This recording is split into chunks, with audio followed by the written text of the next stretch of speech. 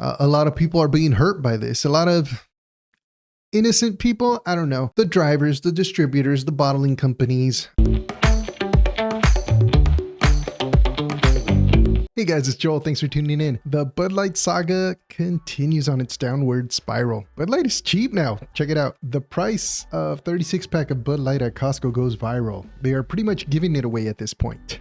I just did a video on Dylan Mulvaney going to Peru, escaping to Peru, some people say, because she doesn't feel safe in the US. And well, if you want to hear more about that, go ahead and click below and you'll find the link to that video. All right, so one Costco location was seen over the weekend with slashed prices for Bud Light beer as Anheuser-Busch InBev continues to navigate the fallout of its decision to partner with the transgender social media influencer Dylan Mulvaney. The partnership has cost the company many lifeline customers and a whole lot of revenue. The brand's reputation has been harmed so much that it might never fully rebound. Bud Light is a punchline on social media, and cases of it are sitting on store shelves. On Sunday, conservative commentator Ryan Fournier shared an image of cases of the brand being sold at a substantial discount at Costco. Fournier's photo showed 36 packs of Bud Light on sale for only $14.97. This is insane, he commented. Plus, it has what people call the Star of Death, right? The little asterisk, which means that they won't be stocking this product anymore. I mean, I don't drink, so it doesn't really affect me, but this takes me to another point. Just because things don't affect you now doesn't mean they never will. I know it's difficult, and if you have the time, it can be draining. Believe me, it happens to me. I get burnt out. Sometimes I say that I wish I didn't know what I know. You know how they say ignorance is bliss, right?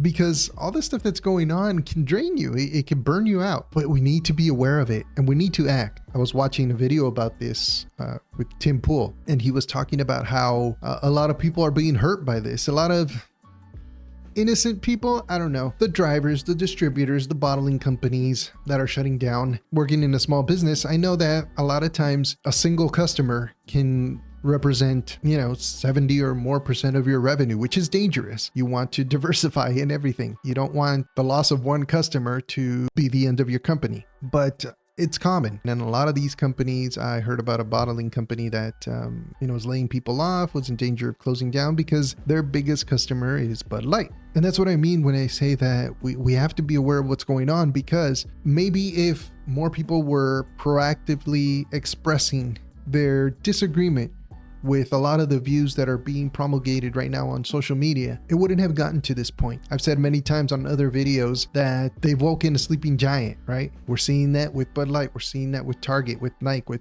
countless other brands that are working on trying to get their ESG score up so they can continue to get funding from the big investment banks. But maybe it wouldn't have gotten to this point if all the workers, all the employees of these companies were, hey, no, we don't agree with this, making their concerns known. We can't live life saying, oh, it doesn't affect me, because eventually it will. And a lot of these people that bottle Bud Light, that deliver Bud Light, that sell Bud Light are starting to realize that. They're starting to realize that because I wasn't worried about something because it wasn't affecting me, I have my life, I have things to worry about. Well, now it's come to your doorstep, and we should all take note, because it can happen in every industry. And in the end, we're the ones that are going to suffer for our ignorance. We need to be aware. We need to, at least dedicate an hour, maybe, around an hour a day. And not sitting in front of the TV watching news. I mean, listen to podcasts on the way to work, on the drive back. If you take the bus, well, even better, because you can, watch podcasts and really be able to pay attention. So we need to be aware, guys. Willful ignorance equals stupid, and equals job loss, and equals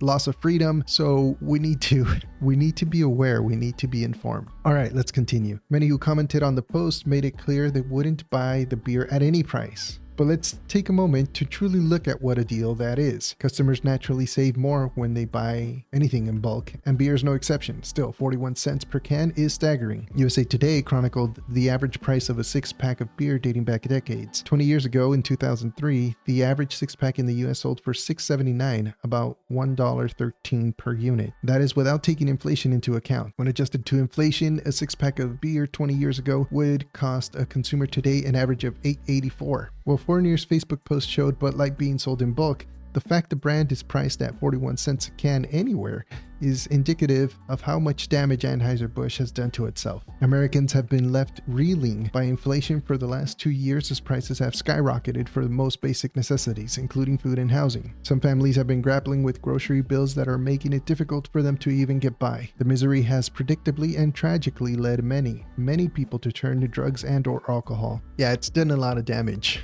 The inflation, this video isn't about that, but I'm going to make another video, so subscribe if you want to see that, about how the pandemic was one of the worst, but at the same time, one of the greatest things that's happened in recent history. I'll probably make that video tomorrow. It'll be out by the weekend. So make sure to tune in for that. Let's see, where are we here? As a former Anheuser-Busch employee, I used to hear a phrase from management that was said in jest, but was all too accurate when applied to the general population. When times are good, sales are good. When times are bad, sales are good. Yeah, when it comes to beer and stuff like that, yeah. That statement might no longer be true, at least not for Anheuser-Busch, and at least not right now. Now, that's because of what they did. That's not really about the inflation. If other beers are selling well still, why isn't yours? And it was the #1 beer. I mean, I think in terms of sale, they're still #2, but a recent poll showed that amongst the favorite beer for Americans, they're like number 14 now. So that's rough. I mean, I know they fired the person responsible for that campaign, but geez. And I don't blame Dylan Mulvaney. I mean, she, he, they, them, it's just doing what they do, promote products. But yeah, and again, in that video, I talk more about how as a creator, as a promoter, you have to kind of be in tune with what your audience is, right? As a person of Mexican descent, especially now with my tan, I'm not going to go to a meeting of the Ku Klux Klan and try to sell them burritos or something, you can't be clueless either. It's one thing to promote products and sell products. It's another thing to just, blindly promote whoever's going to pay you. If you're struggling to sell beer for pennies on the dollar to people who are looking for both a bargain and an escape, you've committed an egregious error. That's an understatement. Bud Light's decision to print Mulvaney's face on a can of beer might ultimately prove the worst business decision in beer industry's history. I think in business in general. I think that this is going to be like a case study for students in business school, in marketing school. Yeah, that was bad. Hey, goes to show that you need to be in tune with who your customers are. I have a video also about BlackRock and ESG and about how these companies really depend on loans from banks to run their day-to-day. They're called bridge loans. There's bridge loans, there's factoring, there's invoice financing, there's different things to help a business get from the day that they deliver to the day where they get paid. In the business I work in, it's, 30 days hurts because you're a small business and you have bills to pay every day. Literally every day. And then the rent comes due and then payday comes around, not for you, for the employees. And you need to be liquid. The lack of liquidity or lack of money, cash, I should say, is a real thing. So a lot of these businesses depend on these loans from banks, but that gives these banks too much power. So again, it goes to being aware of what's happening around you. Where is the money from my 401k being invested? Where, if I'm buying this product, what is that company supporting? Because it all comes around and affects us. In the end, the little guy, the common folk, we the people are the ones who are going to be affected by the decisions of people. And not even that, because you could say, it's the people way up there that are making all these decisions that are affecting us, but they can't make those decisions if we don't give them the power or if we don't put them in that position. When you talk about politicians, if we don't vote for them, they won't have that power. When you talk about companies, if we don't give them our money, they won't have that power. So let's take that power back.